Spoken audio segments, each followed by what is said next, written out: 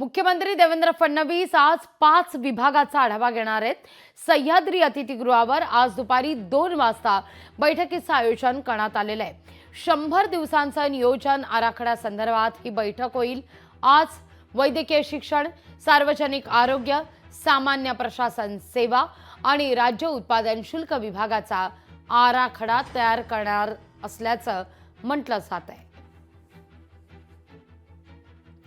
याविषयी अधिक माहिती घेऊया आपले प्रतिनिधी चेतन ननावरे यांच्याकडून। चेतन, काय अधिक माहिती या सगळ्या संदर्भात? 100 दिवसांचा मेगा प्लॅन तयार करण्याचे मुख्यमंत्र्यांनी निर्देश दिल्यानंतर आता प्रत्येक विभाग आपला तो मेगा प्लॅन मुख्यमंत्र्यांसमोर सादर करणार आहे।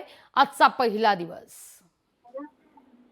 लागवी जर पाहिलं तर महत्वाची बाब यामध्ये अशी आहे की कालच देवेंद्र फडणवीस यांनी सर्व जिल्हानिहाय आणि तालुकानिहाय जे विभाग आहेत त्यांनाही 7 कलमी कार्यक्रम दिलेला होता आणि या 7 कलमी कार्यक्रमानंतर आता पुन्हा एकदा जो प्रमुख विभाग आहेत त्या 5 विभागांचा आज आढावा घेतला जाणार आहे। यामध्ये महसूल व मुद्रांक शुल्क असेल, वैद्यकीय शिक्षण असेल, सार्वजनिक आरोग्य असेल, सामान्य प्रशासन सेवा असेल आणि राज्य उत्पादन शुल्क असेल।